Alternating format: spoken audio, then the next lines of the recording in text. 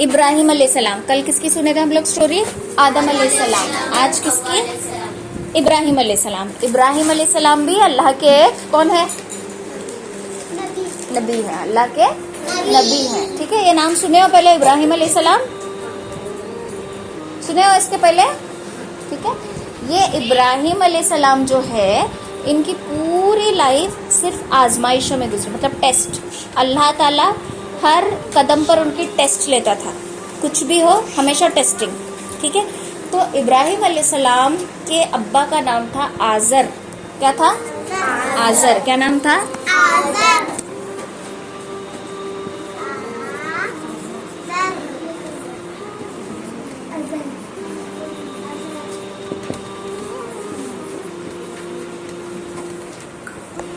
ठीक है, इब्राहिम अलैहिस्सलाम के अब्बा का नाम आजर था।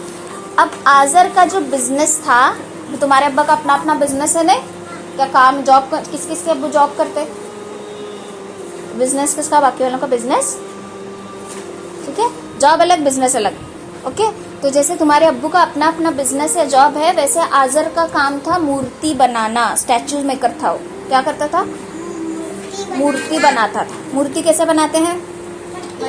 मिट्टी से, पत्थर से, लकड़ी को तराश के, पत्थर को तराश के इस तरीके से मूर्ति बनाई जाती है। तो आजर क्या करता था? मूर्ति बनाता था। मूर्ति बनाकर उसको बेचता था। क्या करता था? मूर्ति बनाता था और उसको बेचता था। तो इब्राहिम अलैहिस्सलाम के अब्बा का नाम क्या था? आजर। और ये सारे लोग इबादत करते थे किसकी? मूर्ति की। किसकी इबादत करते थे? स्टैचूज की ही इबादत करते थे। तो इब्राहिम अलैहिस्सलाम जब छोटे थे, माहीन से प्रॉपर्ली, इब्राहिम अलैहिस्सलाम जब छोटे थे तो वो सोचते थे कि ये लोग मूर्ति अपने हाथ से बनाते हैं। कल हम लोग पढ़े थे ना, डॉल्स कुछ भी है अपने हाथ से हम उसको बनाते हैं। तो ये लोग मूर्ति को अपने हाथ से बनाते हैं, फिर उसके आगे सजदा करते हैं, फिर उससे दुआएं मांगते हैं, उसके लिए खाना पीना रखते हैं। ये मूर्ति तो कुछ भी हेल्प नहीं कर सकती, तो ये अल्लाह कैसे हो सकती है? ये रब कैसे हो सकती है? ये पालने वाली कैसी हो सकती है? इस तरीके से इब्राहिम अलैहिस्सलाम दिल दिल में हमेशा क्या करते थे? सोचा करते थे कि कैसे हो सकता है ऐसा। ठीक है, कैसे हो सकता है ऐसे कि ये मूर्ति चलती फिरती है? नहीं, कुछ भी नहीं कर सकती। तो ये इबादत के लायक कैसे हो सकती है? रब कैसे हो सकती है? यूं इब्राहिम अलैहिस्सलाम सोचा करते थे और अपने अब्बा से पूछते थे कि कुरान में है, देखो, या अबती, इस तरीके से आता है सूरह बकरा में वगैरह, कि ए मेरे अब्बा, आप इन मूर्तियों की इबादत क्यों करते हो? इनके आगे सजदा क्यों करते हो? ये तो आपकी हेल्प भी नहीं करते, कुछ भी नहीं कर सकते। तो इनके अब्बा क्या करते थे? उनको चिल्लाते थे कि देखो, तुम ज्यादा अपना दिमाग मत लड़ाओ। ठीक है, ये हमारे माबूद हैं, यानी हम इनकी इबादत करते हैं, ये हमारे हेल्पर हैं, ये हमारी हेल्प करते हैं, तो तुम अपना ज्यादा दिमाग मत लड़ाओ। लेकिन इब्राहिम अलैहिस्सलाम को चैन नहीं आता था, वो हमेशा सोचते रहते थे। उनका दिमाग इतना क्रिएटिव था कि हमेशा उनको दिमाग में ख्याल आते रहता था कि आखिर कैसे मूर्ति कैसा हेल्प कर सकती है। अभी मैं एक डॉल लाके यहाँ पे रखी और उसके सामने खाना रखी, खा सकती है डॉल? नहीं। अब वो डॉल यहाँ पे रखी हुई है और मैं उसकी पूजा करती हूँ और मैं वहाँ बैठी हूँ, मेरा हाथ जल गया या फिर मेरा ड्रेस जल गया, वो आकर मेरी आग बुझा सकती है ड्रेस की? नहीं बुझा सकती। तो इब्राहिम अलैहिस्सलाम यही सोचते थे कि ये मूर्ति कैसे कुछ भी नहीं कर सकती, तो इसके आगे सजदा क्यों करते हैं, इसकी इबादत क्यों करते हैं, इस तरीके से सोचा करते थे। तो एक दिन क्या होता है, ये रात में लेटे रहते हैं घर के बाहर, आसमान की तरफ देखते देखते। तो आसमान की तरफ जब देख रहे होते हैं तो इनको पहले नजर आते हैं स्टार्स, बहुत सारे। हाँ, स्टार्स देखने के बाद सोचते हैं कि शायद ये मेरा रब है। क्या सोचते हैं? ये स्टार्स शायद मेरा रब है। ये बहुत सारे हैं और स्टार क्या होता है? शाइन करते रहता है, चमकते रहता है। तो ये स्टार्स शायद मेरा रब है। तो ये सोचते हैं कि ये स्टार्स मेरा रब है। लेकिन थोड़ी देर के बाद चांद बाहर आ जाता है। थोड़ी देर के बाद चांद भरा, जब चांद आता है तो स्टार्स की रोशनी थोड़ा सा क्या हो जाती है? कम हो जाती है। हमारा अटेंशन किसके ऊपर जाता है? चांद के ऊपर। चांद ज्यादा शाइन करता रहता है ना, लाइट रहता है, वाइट लगता है। तो बोलते हैं कि नहीं, ये नहीं, चांद मेरा रब है। क्या सोचते हैं कि नहीं, स्टार्स नहीं, मून चांद जो है ये मेरा रब है। तो चांद को ही रब समझते समझते वैसे ही देखते देखते लेटे रहते हैं। अब धीरे धीरे रात ढलने लगती है और क्या आ जाता है, सूरज बाहर आ जाता है। अब जब सूरज हो तो चांद की लाइट क्या हो जाती है, गायब हो जाती है। कभी कभार ऐसा होता है ना कि एक तरफ चांद भी है एक तरफ सूरज भी है, लेकिन चांद की रोशनी एकदम डल हो जाती है, सूरज उतना उठकर नहीं दिखता। कभी हुआ देखिए ऐसा, चांद भी रहता है निकला रहता है, सूरज भी निकला रहता है, लेकिन चांद एकदम डल हुआ रहता है। तो सूरज निकलने के बाद कहते हैं कि नहीं, चांद मेरा रब नहीं हो सकता, ये तो डल हो रहा है, सूरज मेरा रब है। अब इसको रब समझने लगते हैं सूरज को। लेकिन जैसे जैसे जैसे शाम होने लगती है तो सूरज भी क्या हो जाता है, हफीज, सूरज क्या होता है शाम होते होते डूबने लगता है। सूरज डूबते हुए देखा सनसेट, सूरज भी क्या होता है धीरे धीरे धीरे सेट होने लगता है, सूरज चला जाता है। अब भी परेशान हो जाते हैं, चांद सितारे हैं ये भी डल हो गए, चांद जो है ये भी लाइट हो गया, सूरज आया एकदम तेज रोशनी वाला लेकिन ये भी डूबने लगा है। तो अब जब सूरज को डूबते हुए देखते हैं तो कहते हैं कि नहीं, मेरा रब डूबने वाला नहीं है, रब सबसे बड़ा ताकतवर है, तो मेरा रब जो है वो डूबने वाला नहीं है। मेरा रब तो वो है जो इन सब चीज़ों को बनाने वाला है। मेरा रब कौन है, जो चांद सूरज सितारे इन सब चीज़ों को बनाने वाला मेरा रब है। तो उस वक्त अल्लाह ताला उनके दिल पर तौहीद के जो सारे पैगाम थे वो खोल देते हैं और उनको खुशखबरी देते हैं नबी बनने की। किसकी खुशखबरी देते हैं, नबी बनने की। अब इब्राहिम अलैहिस्सलाम का ज़िंदगी का मकसद ये होता है कि लोगों को मूर्तियों की तरफ से हटाकर अल्लाह की तरफ बुलाना। किसकी तरफ बुलाना, अल्लाह की तरफ। अब इब्राहिम अलैहिस्सलाम पहले तो पूछते ही थे, लेकिन अब और ज़्यादा अपने बाप से, अपने गली मोहल्ले के लोगों से बोलने लगे कि देखो तुम मूर्तियों की इबादत क्यों करते हो, ये कुछ भी नहीं करते, ये सुनते नहीं, बोलते नहीं, हेल्प नहीं कर सकते, तो फिर तुम इनकी इबादत क्यों करते हो। लेकिन कोई भी इनका नहीं सुनता। अभी अगर आप लोग मंदिर में कोई पूजा कर रहा है, वहाँ जाकर बोले कि इसकी पूजा क्यों कर रहे हो, ये हिलता नहीं ढुलता नहीं, तो लोग क्या करेंगे, आपको मार के भेजेंगे, है ना। लोग सुनते नहीं हैं। तो इब्राहिम अलैहिस्सलाम बोल बोल बोल के थक जाते हैं, लेकिन उनकी बात कोई भी नहीं सुनता। बेचारों की बात क्या है, कोई भी सुनता ही नहीं। फिर क्या होता है, एक दिन उनके, तुम लोग ये सुने उरुस, सुने हो, नहीं सुने, उरुस पर दरगाह के पास उरुस लगता है, कभी कभी मेले टाइप देखे ना, हाँ उसको उरुस कहते हैं। तो इनके गांव में क्या होता था, उरुस आता था गांव के बाहर, और वो इन लोगों के लिए ईद का दिन हुआ करता था। उरुस मतलब उनके लिए क्या था, ईद का दिन, खुशी मनाने का दिन। उरुस मतलब क्या था इनके लिए, खुशी मनाने का दिन, ईद का दिन। और सब लोग, पूरे गांव के लोग क्या करते थे उस दिन, बाहर, गांव के बाहर जाकर खुशी मनाने के लिए जाते थे। तो सब लोग जाते हैं, लेकिन इब्राहिम अलैहिस्सलाम नहीं आते। अब इनके बाप आजर जो इनसे पूछते हैं कि इब्राहिम तुम हमारे साथ नहीं चल रहे।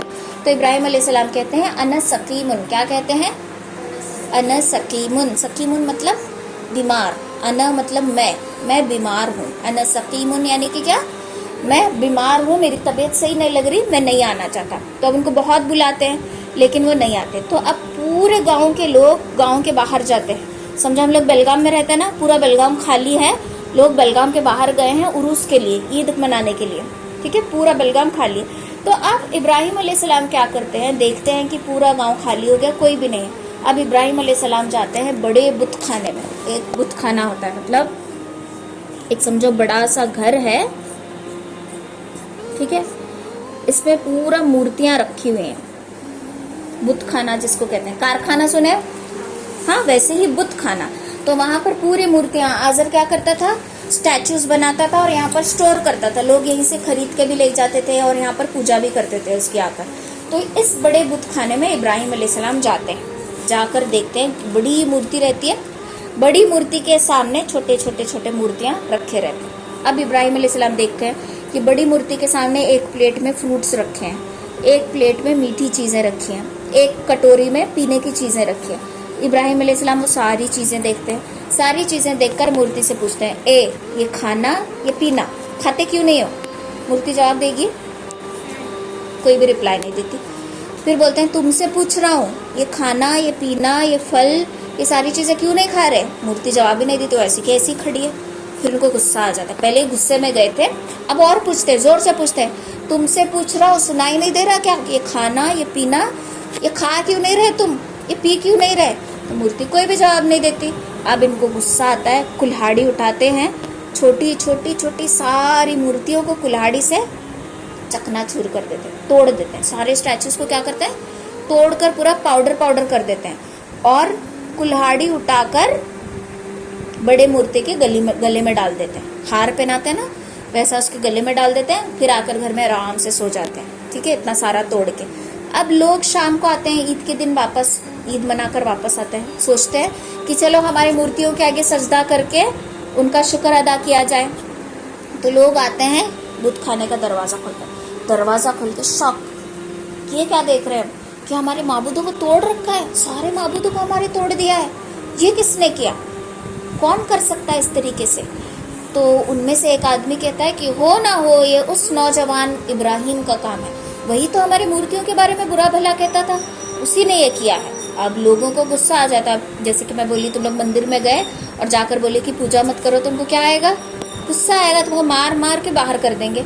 तो वैसे ही लोग गुस्से में लाल हो जाते हैं और इब्राहिम अलैहिस्सलाम को खींच के लाते हैं। इब्राहिम, ये तुमने किया है? इब्राहिम अलैहिस्सलाम कहते हैं नहीं, देखो बड़ी मूर्ति के गले में कुल्हाड़ी लटकी हुई है, हो ना ये बड़ी मूर्ति ने किया है, उसको पूछो ना किसने किया है। तो लोग बोलते हैं तुम पागल हो क्या, ये मूर्ति जवाब दे सकती है जो तुम बोल रहे हो कि उसको पूछो। तो इब्राहिम अलैहिस्सलाम कहते हैं हाँ, शायद ये छोटे छोटे मूर्तियाँ मस्ती कर रहे होंगे, इधर उधर से भाग रहे होंगे, बड़ी मूर्ति ने उनको समझाया होगा, नहीं माने तो गुस्सा आकर ना छोटे छोटे मूर्तियों को बड़ी मूर्ति ने मार दिया होगा। अब लोगों को और गुस्सा आता है, तुम पागल हो क्या, ये मूर्तियाँ ना बोलती है, ना खेलती है, ना भाग सकती है, और तुम बोलते हो कि बड़ी मूर्ति ने मारा है, ये तुम्हारा काम है। तो इब्राहिम अलैहिस्सलाम जोर जोर से हंसने लगते हैं। हंसकर क्या बोलते हैं कि तुम कैसे बेवकूफ़ पागल हो, तुम लोगों को मालूम है कि मूर्ति अपने आप को बचा नहीं सकती, और तुम इसको माबूद कहते हो जो खुद को बचा नहीं सकती, वो तुमको क्या बचाएगी, ये रब कैसे हो सकता है? और हंसते हंसते वहाँ से निकल जाते हैं लोग। कुछ लोगों के पास जवाब ही नहीं था, अब क्या बोलेंगे एक्सप्लेनेशन में, कोई जवाब नहीं था। लोग वहाँ से क्या होते हैं, निकल जाते हैं। लेकिन लोगों को अभी अंदर क्या रहता है, गुस्सा रहता है कि इब्राहिम को इसकी पनिशमेंट मिलनी चाहिए, इसने हमारे माबूदों को तोड़ रखा है। तो अब क्या होता है, ये चर्चा फैलने लगती है कि इब्राहिम नाम का एक आदमी है जो बोलता है कि मूर्तियों की इबादत मत करो, रब कोई और है। तो ये बात घूमते घूमते बादशाह तक पहुंच जाती है। उस वक्त के बादशाह का नाम था नमरूद। क्या नाम था? नमरूद। अब ये जो नमरूद था, फिरौन देखियो, फिरौन का नाम सुना, फिरौन क्या कहता था, अना रब्बुकुमुल आला, मैं सबसे बड़ा रब हूँ। तो वैसे ही नमरूद भी खुद को रब कहता था कि मैं रब हूँ, मैं सबको पालने वाला हूँ, मेरी इबादत करो, मेरी पूजा करो, मेरे आगे सजदा करो, इस तरीके से नमरूद कहता था। अब नमरूद जब खुद को रब बोल रहा है, रब का मतलब क्या है, पालने वाला। नमरूद जब खुद को रब बोलने लगा है और उसके आगे एक आकर कहता है कि ये रब है, तो अब नमरूद क्या करता है, कौन है इब्राहिम, बुला ला उसे मेरे महल में, इस तरीके से बुला भेजता है। अब इब्राहिम अलैहिस्सलाम उसके महल में आते हैं। इब्राहिम अलैहिस्सलाम आने के बाद नमरूद उनसे पूछता है कि तुम्हारा नाम क्या है, माँ इस्मुका। तो इब्राहिम अलैहिस्सलाम कहते हैं कि अना इब्राहिम, मैं इब्राहिम हूँ। तुम किसके बंदे हो? वो कहते हैं कि मैं अल्लाह का बंदा हूँ। तुम किसकी इबादत करते हो? मैं अल्लाह की इबादत करता हूँ। तो नमरूद कहता है कि अना रब, मैं रब हूँ। कौन? मैं रब हूँ, मेरी इबादत करो। तुम्हारा रब क्या कर सकता है? तो इब्राहिम अलैहिस्सलाम पूछते हैं कि बताओ तुम क्या कर सकते हो? तो नमरूद कहता है कि तुम्हारा रब क्या कर सकता है, बताओ। इब्राहिम अलैहिस्सलाम कहते हैं कि मेरा रब जिंदे को मार सकता है, मुर्दे को जिंदा कर सकता है। तो नमरूद कहता है तो ये मैं भी कर सकता हूँ। तो जेल में एक आदमी था जिसको दूसरे दिन मौत की सजा देनी थी, जिसको मारना था दूसरे दिन। नमरूद उसको बुलाता है और उसको भेज देता है, मौत की सजा उसकी कैंसिल करके उसको भेज देता है। और रास्ते पे बेचारा एक कॉमन आदमी चल रहा था, उसको पकड़ के लाता है, उसकी गर्दन काट देता है। ठीक है, और क्या बोलता है कि देखो जो जिंदा था मैंने उसको मार दिया और जो मरने वाला था मैंने उसको बचा लिया। अब इब्राहिम अलैहिस्सलाम समझ जाते हैं कि ये बादशाह तो क्या है, बेवकूफ़ है। क्या है ये बादशाह? बेवकूफ़ है। तो अब इब्राहिम अलैहिस्सलाम बोलते हैं कि इसको ना इसके कैटेगरी का एग्जाम्पल देना पड़ेगा। तो इब्राहिम अलैहिस्सलाम कहते हैं कि मेरा रब तो वो है जो सूरज को ईस्ट से निकालता है, वेस्ट में डुबोता है, मशरिक से निकालता है, मगरिब में डुबाता है। अगर तुम रब हो तो सूरज को मशरिक से ईस्ट में डुबा कर दिखाओ, वेस्ट से निकाल कर दिखाओ। अभी सूरज हमारा यहाँ से निकलता है ना, इस साइड निकलता है सनराइज। सनसेट कहाँ होता है? इस साइड। तो इब्राहिम अलैहिस्सलाम कहते हैं तो अगर तुम रब हो तो सनसेट सनराइज को इधर से करके दिखाओ, सनसेट इधर करके दिखाओ। अब ये कर सकता है नमरूद? उसके हाथ में नहीं था। अब वो उसके पास कोई जवाब भी नहीं रहता, वो चुप हो जाता, लेकिन अंदर अंदर गुस्सा बड़ा आता रहता है उसको।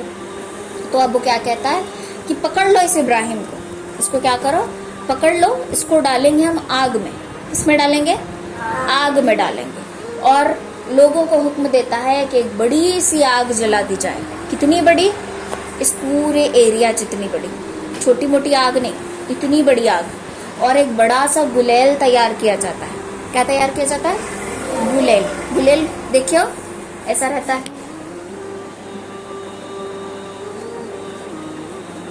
फिर यहाँ पे रबर रहता है, उसको यहाँ पे पत्थर रख के खींच के मारते हैं। देखियो, मालूम है ना गुलेल? ऐसा बड़ा सा गुलेल तैयार करते हैं, बड़ा सा गुलेल तैयार करते हैं और इब्राहिम अलैहिस्सलाम को यहाँ बिठाते हैं और खींच के आग में फेंक देते हैं। जैसे ही आग में फेंक रहे होते हैं, अल्लाह ताला आग को हुक्म देता है कि ए आग, तू हो जा ठंडी सलामती के साथ। कैसी ठंडी हो जा? सलामत। इतनी ठंडी नहीं कि इब्राहिम अकड़ जाए ठंड में, और इतनी गर्म भी नहीं कि इब्राहिम जल जाए, बल्कि तू कैसी हो जा? सलामती के साथ ठंडी हो जा। क्या कहते हैं कि ए आग, तू हो जा ठंडी सलामती के साथ। तो आग का टेम्परेचर ना नॉर्मल लोगों को दिख रहा होता है कि आग है, लेकिन आग का टेम्परेचर ठंडा हो चुका होता है। अब इब्राहिम अलैहिस्सलाम यहाँ से चल के सीधा जाके गिरते हैं आग में। आग में गिरने के बाद क्या होता है? इंसान जल जाता है ना, लेकिन इब्राहिम अलैहिस्सलाम आराम बैठ जाते हैं आग में, जल ही नहीं रहे होते। अब वो देखकर लोग हैरान हो जाते हैं, फिर वो आग से आराम से उठ के अपने घर चले जाते हैं, अपने घर वापस चले जाते हैं। अब जाकर फिर अपने बाप से कहते हैं कि या अभी, ए मेरे अब्बा, आप क्यों सजदा करते हैं उन मूर्तियों का? ये मूर्ति के ऊपर एक मक्खी बैठी, तो उसको उड़ा भी नहीं सकते, उस मक्खी को हटा भी नहीं सकते, इनको कोई तोड़ रहा है तो खुद को बचा भी नहीं सकते। जब ये खुद की हिफाजत नहीं कर सकते तो तुम्हारी हिफाजत कैसे करेंगे? तुम इनकी इबादत क्यों करते हो आखिर?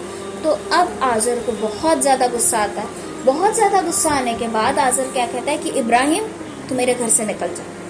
तू क्या हो जा? घर से निकल जा, get out of my house. अगर अभी और 2 मिनट तू यहाँ रुका तो मैं तुझे पक्का मारूंगा, निकल जा। तो इब्राहिम अलैहिस्सलाम अपने साथ अपनी बीवी सारा अलैहिस्सलाम को लेते हैं। कौन? सारा अलैहिस्सलाम। और साथ उनके भतीजे लूत अलैहिस्सलाम भी आते हैं। ठीक है, ये भी एक नबी थे, इनकी अलग स्टोरी है। ठीक है, तो इनकी बीवी को लेकर ये निकलते हैं। ओके, अब ये निकले और जा रहे हैं, जा रहे हैं, जा रहे हैं। रास्ते में क्या होता है? एक बादशाह मिलता है, और एक बादशाह दूसरा वाला।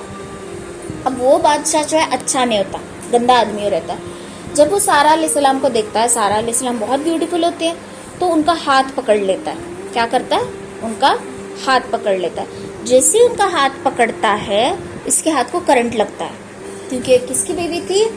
इब्राहिम अलैहिस्सलाम की, नबी की बीवी थी। अब अल्लाह ताला कैसे किसी को तकलीफ दे सकता है? तो उसके हाथ को क्या होता है? करंट लग जाता है एकदम से, छर्र करके, तो डर के हाथ छोड़ देता है। अब वो जो बादशाह था, वो इबादत करता था शैतानों की और जिन्नातों की। किसकी इबादत करता था? शैतानों की और जिन्नातों की। जैसे इसके हाथ को करंट लगता है, वो बादशाह सोचता है कि ये कोई जिन है। सारा अलैहिस्सलाम की क्या सोचता है? जिन है। तो क्या करता है? अपनी बेटी हाजरा को इब्राहिम अलैहिस्सलाम के निकाह में दे देता है कि मैं अपनी बेटी को तुम्हारी बांधी, निकाह में नहीं देता, सॉरी, बांधी बनाकर भेज देता है। ठीक है, बांधी मतलब हेल्प करने वाली, नौकर ही समझो। इस तरीके से अपनी बेटी को इनकी गुलाम बनाकर उनके साथ भेज देता है। अब सारा अलैहिस्सलाम को कोई औलाद नहीं होती, तो सारा अलैहिस्सलाम इब्राहिम अलैहिस्सलाम से इंसिस्ट करते हैं कि तुम हाजरा से निकाह कर लो। तो इब्राहिम अलैहिस्सलाम की 2 बीवियां, 2 ने एक्चुअली 3 बीवियां हैं। तो एक है सारा अलैहिस्सलाम पहली बीवी, सेकंड बीवी है हाजरा अलैहिस्सलाम, थर्ड बीवी बाद में पढ़ेंगे। ठीक है, तो ये हाजरा अलैहिस्सलाम, हाजरा अलैहिस्सलाम से इनको बेटा पैदा होता है। एक सेकंड पे पूरा बुझाएंगे।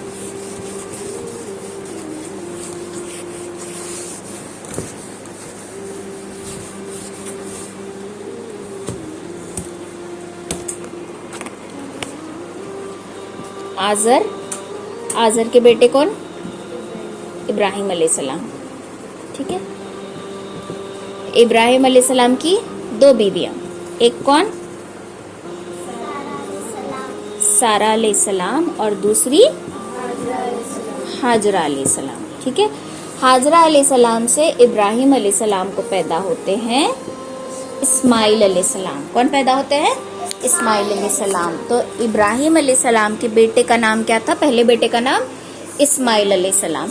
अब जब इनको बेटा पैदा होता है तो अल्लाह ताला ख्वाब के जरिए इब्राहिम अलैहिस्सलाम को हुक्म देता है। क्या हुक्म देता है? कि अपनी बीवी हाजरा और अपने बेटे इस्माइल दोनों को एक वीरान जगह में छोड़ दो। क्या हुक्म देता है? वीरान जगह। वीरान जगह किसको बोलते हैं? ऐसी जगह जहाँ पे पानी भी नहीं, पेड़ भी नहीं, इंसान भी नहीं, जानवर भी नहीं, बंजर वीरान जगह। ठीक है, ऐसी जगह पर छोड़ दो। अब इब्राहिम अलैहिस्सलाम दोनों को लेते हैं और छोड़ देते हैं एक ऐसी जगह पर जहाँ पे कुछ भी नहीं था सिवाय पहाड़ के। कुछ भी नहीं था, एक इतनी सी घास भी नहीं थी, और छोड़कर निकल जाते हैं। हाजरा अलैहिस्सलाम पूछते हैं कि ए इब्राहिम अलैहिस्सलाम, ए मेरे सरदार, आप हमें कहाँ छोड़कर जा रहे हो? मेरा छोटा सा बच्चा है। कोई जवाब नहीं देते। दूसरी बार पूछते हैं, कोई जवाब नहीं देते। तीसरी बार पूछते हैं, कोई जवाब नहीं देते। यूँ रिपीट पूछते हैं, जवाब नहीं देते। फिर पूछते हैं क्या ये अल्लाह का हुक्म है? अल्लाह ने बोला है हमें यहाँ छोड़ने के लिए? तो इब्राहिम अलैहिस्सलाम बोलते हैं कि हाँ, ये अल्लाह का हुक्म है, अल्लाह ने बोला है तुम दोनों को यहाँ छोड़ने के लिए। तो बोलती है कि ठीक है, फिर छोड़ के चले जाओ। अब वो एक ऐसी जगह है, कोई भी नहीं है, बंजर वीरान जगह। ओके, और इनके पास मशकीज़े में, मतलब जो हमारे वाटर बॉटल्स होते हैं ना, वैसे चमड़ी की बोतल होती थी, वैसे मशकीज़े में जो पानी था वो पानी भी ख़त्म हो गया। खाने के लिए कुछ भी नहीं, धूप साया लेने के ट्री भी नहीं है, इतनी खुली वीरान जगह। अब धूप चढ़ गई, सूरज 12 बजे कैसे सर पे रहता ना, इतनी कड़क धूप हो गई। बच्चा जो है छोटा सा था, कुछ महीने का बच्चा। छोटे बेबीज देखे हो ना, जिसकी गर्दन भी नहीं बैठी रही थी, उतना छोटा बच्चा। अब बच्चे को भूख लग गई, पानी नहीं है, खाना नहीं, इसलिए हाजरा अलैहिस्सलाम दूध भी नहीं पिला पा रही बच्चे को। यूं करते करते बच्चा अब रोने लगा। भूख से, गर्मी से बच्चा क्या होता है? रोने लगता है, रो रो कर रोने लगता है। अब क्या होते हैं? वहां पर 2 पहाड़ होते हैं और बेबी यहाँ पर सोया रहता है। ठीक है, अब हाजरा अलैहिस्सलाम को पानी की एक बूंद भी नहीं मिल रही, कुछ भी नहीं मिल रहा। हाजरा अलैहिस्सलाम दौड़ते हैं। ये 2 पहाड़ होते हैं जिसका नाम होता है सफ़ा और ये मरवा। क्या होते हैं पहाड़ी के नाम? सफ़ा और मरवा। कहाँ पे सुने हो ये नाम? सफ़ा मरवा। मक्का में हज के लिए जब जाते हैं तो सफ़ा और मरवा की सही करना, सही यानी दौड़ लगाना। सुने हो ये वर्ड? आपके घर से कोई हज को गया है? गए ना? सुने हो ना? रिश्तेदार में कोई भी हज को जब जाते हैं तो सफ़ा और मरवा नाम सुने होंगे। ठीक है, तो ये 2 पहाड़ होते हैं। अब बेचारी हाजरा अलैहिस्सलाम ऊपर तक दौड़ती हैं, पहाड़ के यहाँ पॉइंट तक, यहाँ तक दौड़ती हैं, देखती हैं पानी कहीं नजर आ रहा है क्या? कहीं भी नजर नहीं आ रहा। फिर आती हैं, बच्चे को देखती हैं, बच्चा जिंदा है क्या, मर गया? फिर जाती हैं, फिर आती हैं, फिर जाती हैं। यूं 7 बार दौड़। पहाड़ पर दौड़ना आसान होता है? माउंटेन पर भाग कर जाना, भाग कर आना।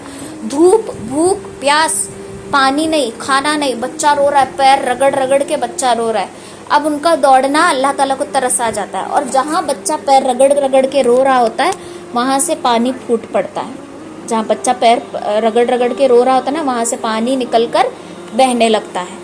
तो जैसे पानी निकलकर बहने लगता है, हाजरा अलैहिस्सलाम बच्चे को भी पानी पिलाती हैं, खुद भी पानी पीते हैं। अब ये पानी बह रहा है, पानी रुक ही नहीं रहा, पानी स्टॉप ही नहीं हो रहा, पानी बह रहा है, बह रहा है, बह रहा है। तो हाजरा अलैहिस्सलाम पानी को कहती हैं जमजम। क्या कहती हैं? जमजम, यानी रुक जा। पानी क्या हो जाता है? रुक जाता है। जमजम क्या है? जमजम क्या है? हर क्वेश्चन का आंसर अल्लाह। चल, दिन की क्लास है बोले तो कुछ भी पूछिए, अल्लाह। जमजम क्या है? क्या है जमजम? कहाँ सुने हो? आबे जमजम कौन सा पानी है? हज से लाते ना पानी, तो ये वही पानी है। आबे जमजम का जो पानी है ये वही पानी है। ये पानी इस्माइल अलैहिस्सलाम जब पैर घिस घिस के रो रहे थे ना, तब ये झरना फूटा था और पानी रुक ही नहीं रहा था। तो तब हाजरा अलैहिस्सलाम ने कहा जमजम, यानी रुक जा, तो पानी जो है वो रुक गया। आज भी वो कुआं है कि नहीं? हज में यही पानी सारे हज इस्तेमाल करते हैं, पानी खत्म नहीं होता। इतनी बरकत वाला पानी। कब? इब्राहिम अलैहिस्सलाम के ज़माने में। शायद कितने साल गुजर गए, ठीक है, उतने साल गुजर गए, लेकिन पानी नहीं सूखा अभी तक। तो ये जमजम का पानी इस्माइल अलैहिस्सलाम जब छोटे थे, पैर घिस घिस के जब रोने लगे, तब ये झरा जो है वो फूटा था। ठीक है, अब जब पानी आया तो परिंदे भी आने लगे, जानवर भी आने लगे, यूं करते करते आबादी बढ़ गई। अब ये बच्चा और माँ हाजरा अलैहिस्सलाम और इस्माइल अलैहिस्सलाम रहे 7 साल तक। इब्राहिम अलैहिस्सलाम का भी पता नहीं वो कहाँ है। कितने साल हो गए? बच्चा छोटा सा बेबी था, 7 इयर्स का हो गया। जब 7 इयर्स का हो गया तब अल्लाह ने हुक्म दिया कि जाओ अपने बेटे से मिल लो। तो अब इब्राहिम अलैहिस्सलाम आए, बेटे को देख रहे हैं कि खेल रहा है, 7 इयर्स, हाफिज के उतना, ठीक है, इतना बच्चा रहता है। तो बच्चे को देख रहे हैं, खेल रहे हैं, बहुत प्यार है दोनों में। अब अल्लाह देखता है अब 1 मोर टेस्ट, एक और आजमाइश। अब और वापस से एक पहली टेस्ट क्या थी? मूर्तियों को तोड़ना। दूसरी टेस्ट अपने अब्बा को समझाना। दूसरी टेस्ट आग में गिर जाना। तीसरी टेस्ट घर से निकाल दिया गया। चौथी टेस्ट सेकेंड वाइफ हाजरा अलैहिस्सलाम से शादी करना, बादशाह से बचना। 4th टेस्ट बच्चे को छोड़ देना, बच्चे को छोड़कर चले जाना। अब 5th टेस्ट, कौन सी टेस्ट? अल्लाह ताला ख्वाब के जरिए दिखाता है कि इब्राहिम अलैहिस्सलाम को, इस्माइल अलैहिस्सलाम को ज़बा करना है। कर सकते हो कोई बच्चे को ज़बा? अब उनके ख्वाब में आता है कि आप इस्माइल अलैहिस्सलाम की कुर्बानी दे रहे हो, कुर्बान कर रहे हो उनको।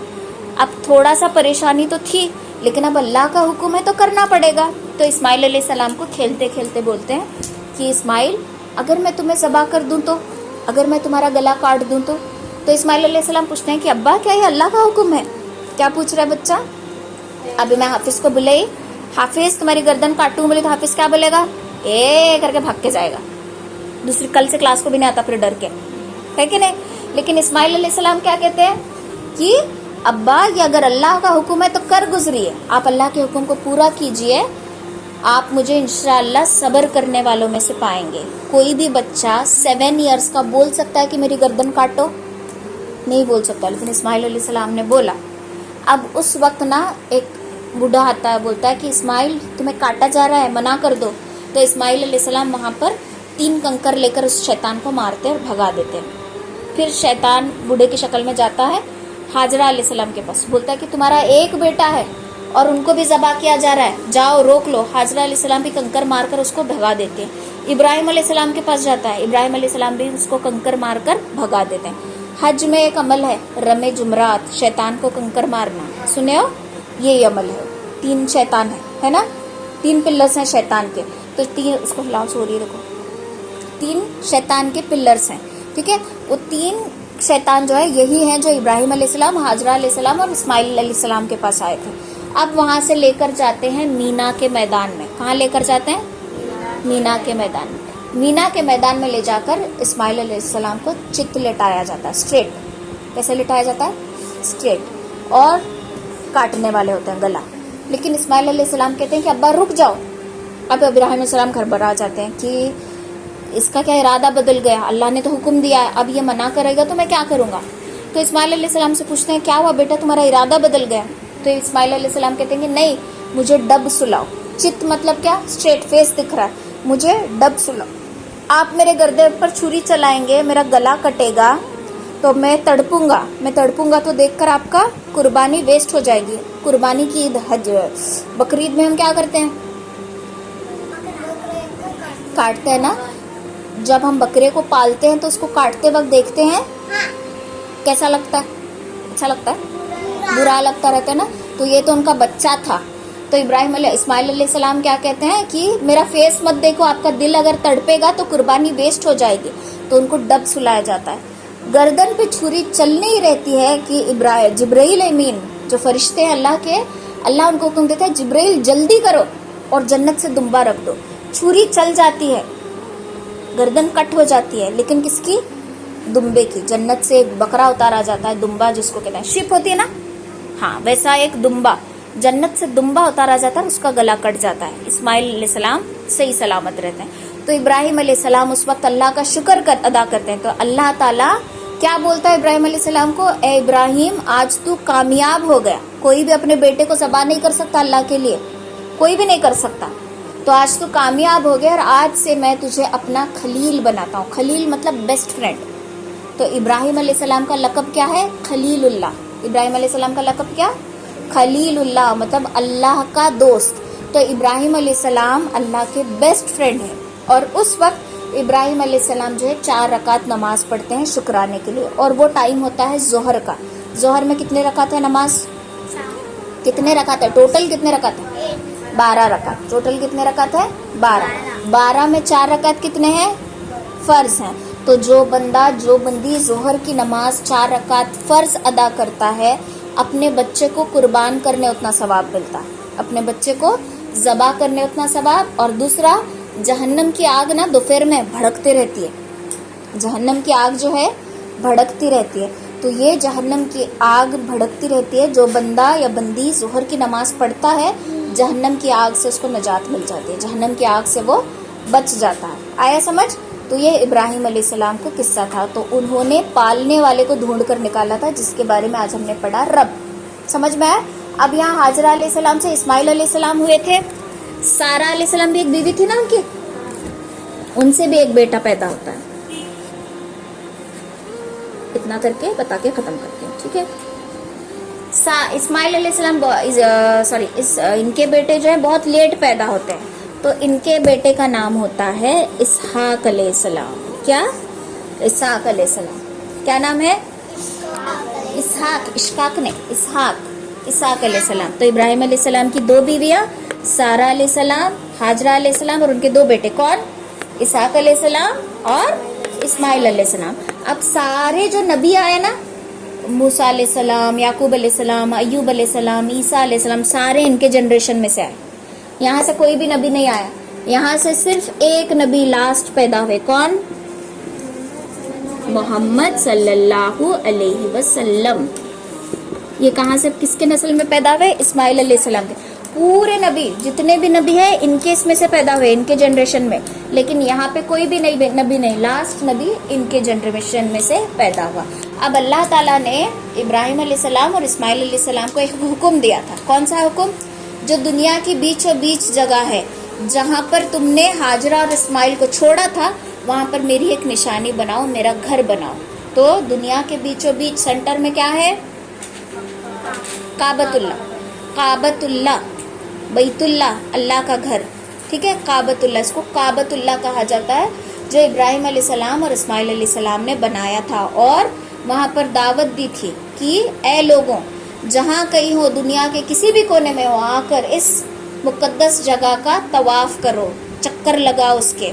और जो बंदा हज के दिनों में, अब ये जो महीना आता है ना, जिल हज का महीना, उसमें जब बंदा कहता है लब्बैक अल्लाहुम्मा लब्बैक, पढ़ते हैं ना आप लोग, लब्बैक अल्लाहुम्मा लब्बैक, और क्या आगे? लब्बैक ला शरीक लक लब्बैक इन्नल हम्द वन निअमत, हम पढ़ते हैं ना। तो ये इब्राहिम अलैहिस्सलाम की दावत को बोलते हैं लब्बैक। लब्बैक यानी कि मैं हाजिर हूँ। लब्बैक का मतलब क्या है? मैं हाजिर हूँ।